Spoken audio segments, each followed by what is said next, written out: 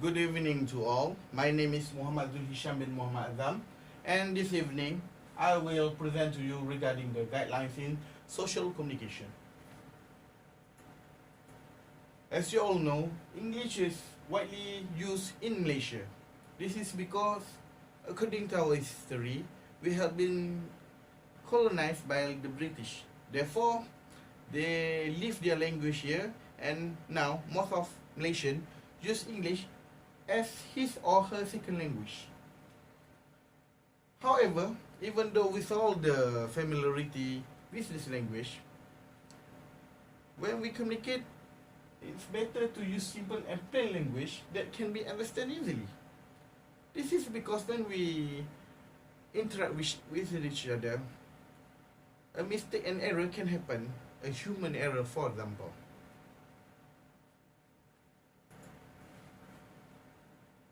For you to communicate effectively, you need to avoid figures of speech or idiomatic expression. I give you an example here. This sentence, that kitchen knife will take a bite out of your hand if you do not handle it safely. This is impossible actually. How can a knife take a bite out of your hand? However, they give the personification to the knife and give the ability to bite. To express that, the knife can hurt your hand. However, when you use this figure of speech to a beginner speech in English, they will have a hard time to understand what are you saying. Therefore, it's easier to use a simple word. I give you an example here. That kitchen knife will hurt your hand if you don't handle it safely. This is a better use of and better choice of words. Do not use fancy, cute or trendy terminology. This is also important when you speak to other person in English.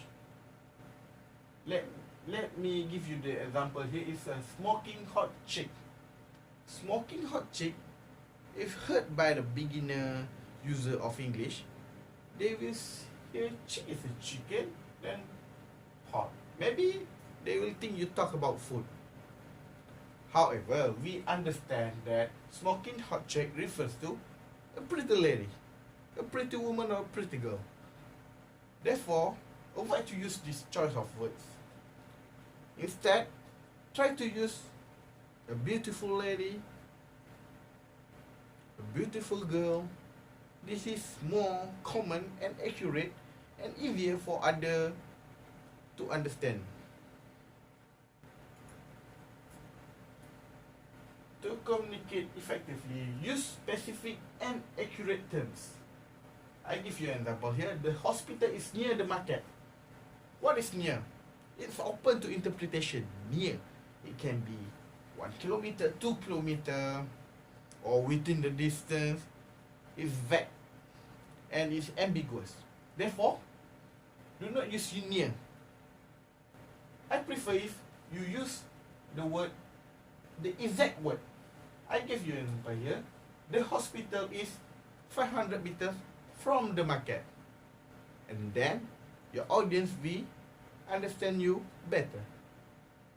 Another example here is, I barely sleep. What is barely actually? It's also open to interpretation. It's also ambiguous. It can be 1 hour, 2 hours, or it can also mean 20 minutes. Therefore, if you want to say you do not have enough sleep, don't use barely, but specifically told how long. For example, I only slept for 20 minutes. Then the audience will understand you better. Next, you must be careful of words which may have different meaning in different cultures or nationalities. I give you one good example here. Footing. Footing in English means the steps you take. However, in Spanish, footing have a different meaning. Footing in Spanish means jogging. Therefore, if you talk and use the word footing to a Spanish with a mediocre level of English knowledge, then you will have a problem.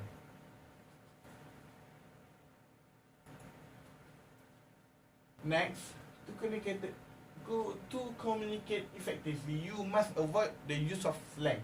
I give you a famous example here, Californian slang. Arnold Schwarzenegger in the movie Terminator, the infamous words, "I'll be back." But when the Canadian slang is used on when you communicate to other people, the other people will have a trouble to understand you. It's because the slang is quite different with the common use pronunciation. Another example here is Canadian slang about. About is a normal pronunciation, but in Canadian, they will say a boot. A boot, when heard by other speakers, a new speaker of English, they will say, "Oh, maybe you're talking about boots." Then this is the confusion will come. Therefore, use the correct pronunciation, the common pronunciation. Do not use the slang one. Next, you must avoid using abbreviation. Abbreviation is a short term of a sentence you use. I give you an example here. MC. MC, if you told and speak to other person about MC, the whole world think MC is medical certificate. However, in Malacca, MC has double meaning. It's medical certificate and it also can be Malacca Central, our bus stop. This can lead to confusion if not used correctly. To avoid these little things, you can speak it wholly.